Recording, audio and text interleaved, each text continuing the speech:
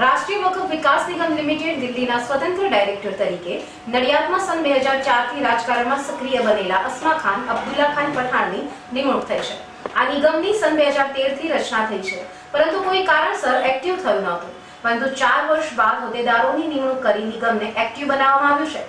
ત્યારે હવે વકફની મિલકતોનો વિકાસ ઝડપી બનશે, જેના ફળ મુસ્લિમ સમાજના લોકોને મળશે તેવી આશા સેવાઈ રહી છે. તો જોઈએ સીએનએસ ન્યૂઝનો આ ખાસ અહેવાલ. નેશનલ વકફ ડેવલપમેન્ટ કોર્પોરેશન લિમિટેડ દિલ્હીના સ્વતંત્ર ડાયરેક્ટર તરીકે કેન્દ્ર સરકારે જેની નિમણૂક કરી છે તે નડિયાદના અસ્મા ખાન પઠાણ સન 2004થી રાજકારણમાં સક્રિય બન્યા છે. પાલિકામાં સભ્ય તરીકે ચૂંટાયા બાદ તેઓની પ્રગતિ ઉત્તરોત્તર વધી ગઈ છે.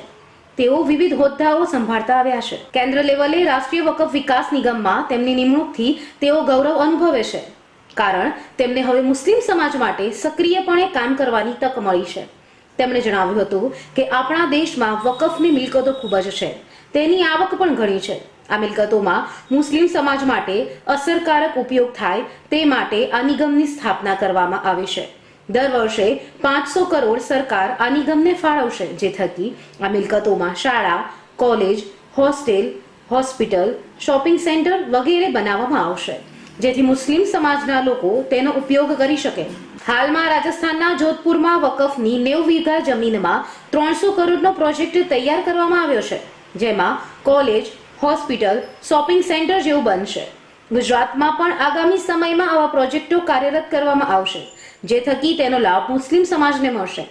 રાષ્ટ્રીય વકફ વિકાસ નિગમના ચેરમેન પદે અમીસિંઘ આઈએએસ, એડિશનલ ડાયરેક્ટર તરીકે અદીબ અહેમદ, સ્વતંત્ર ડાયરેક્ટર તરીકે Asma Khan Pathan, chief executive officer Jane Alam, director મુસા રાજા, સ્વતંત્ર ડાયરેક્ટર તરીકે નવાઈદુન અસલામ ખાન તથા ડાયરેક્ટર તરીકે શાહબાઝ અલીની નિમણૂક કરવામાં આવી છે. તો જોઈએ અસ્મા ખાન પઠાણ સાથેની સીએનએસ ન્યૂઝની ખાસ વાતચીત. નમસ્કાર, સીએનએસ ન્યૂઝમાં આપનું સ્વાગત છે. હું હેતાલી મહેતા. આજે આપણે ખાસ ઇન્ટરવ્યૂ લઈ રહ્યા છે ખમીરવંતા ખેડા જિલ્લાનું ગૌરવ એવા અસ્મા ખાન પઠાણ સાથે, જેઓની નેશનલ વકફ ડેવલપમેન્ટ કોર્પોરેશન લિમિટેડમાં સ્વતંત્ર ડિરેક્ટર તરીકે નિમણૂક થઈ છે. તો સૌપ્રથમ તો અસ્માબેન, તમારું હાર્દિક સ્વાગત છે સીએનએસ ન્યૂઝમાં. અને તમારી જે નિમણૂક થઈ છે એ બદલ સીએનએસ ન્યૂઝ તરફથી ખૂબ ખૂબ અભિનંદન. Thank you.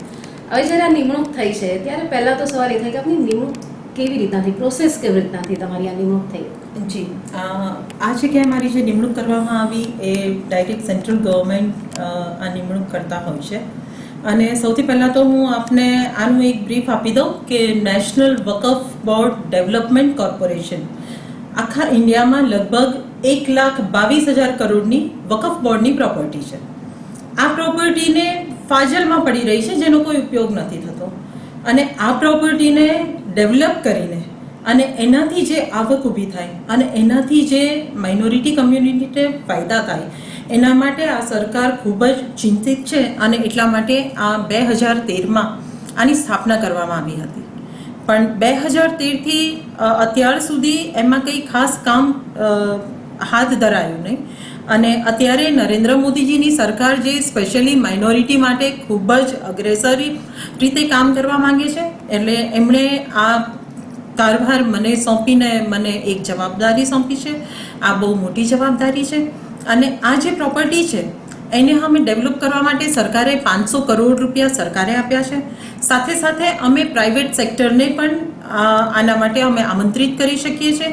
અને જેટલી પણ જગ્યા ફાજલ પડી છે ત્યાં અમે માનો કે માઇનોરિટી માટે સ્કૂલ બનાવી શકીએ છીએ, હોસ્પિટલ બનાવી શકીએ છીએ, યા તો શોપિંગ મોલ, શોપિંગ કોમ્પ્લેક્સ યા કમર્શિયલ કંઈ પણ બનાવી અને તેમાંથી એક આવક ઊભી કરી શકીએ છીએ કે જેનો ટોટલ ફાયદો માઇનોરિટી માટે જ વાપરવામાં આવશે.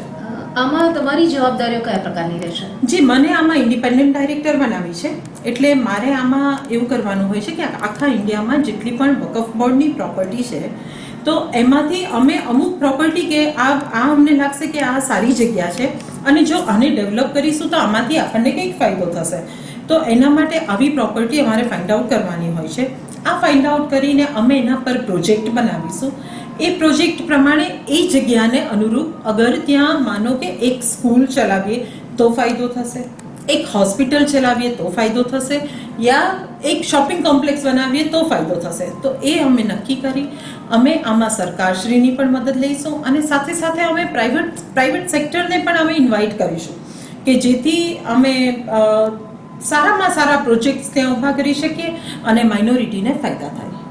તમે જ્યારે ડેવલપમેન્ટ કરશો તો તમને કયા કયા પ્રકારની મુશ્કેલીઓનો સામનો કરવો પડશે? જી, મુશ્કેલી તો દરેક કામમાં આવતી જ હોય છે અને સ્પેશિયલી વકફ બોર્ડની જમીનો બાબતેની વાત કરું હું તો ઘણી બધી જગ્યાએ આના પર દબાણો થયેલા છે અને સરકારશ્રીના કાયદા પ્રમાણે વકફ બોર્ડની કોઈ પણ જમીન ક્યારેય ક્યાંય પણ તમે વેચાણ નહીં આપી શકો.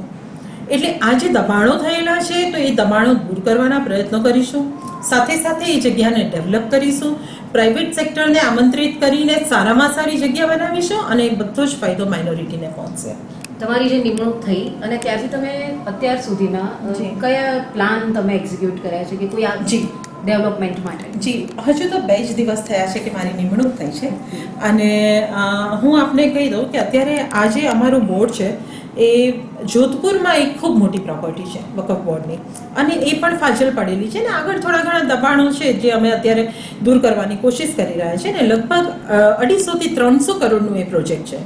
ત્યાં સ્કૂલ બનશે, કોલેજ બનશે, હોસ્પિટલ બનશે અને સાથે સાથે મોટું એક શોપિંગ કોમ્પ્લેક્સ બનશે અને આમાંથી જે આવક થશે એ વકફ બોર્ડને પણ મળશે, એ જે ઇન્વેસ્ટર છે એમને પણ મળશે અને બાકીની જે આવક છે એ માઇનોરિટી ફાઇનાન્સ બોર્ડમાં જશે જેથી વધારેમાં વધારે માઇનોરિટીના લોકોને અમે ફાયદો પહોંચાડી શકીએ. તમે ખેડા જિલ્લાના નડિયાદના છો. જી. કેન્દ્રથી તમારી નિમણૂક થઈ, સ્વાભાવિક છે કેન્દ્રમાં પણ તમારી એટલી જ જવાબદારી રહેશે. જી.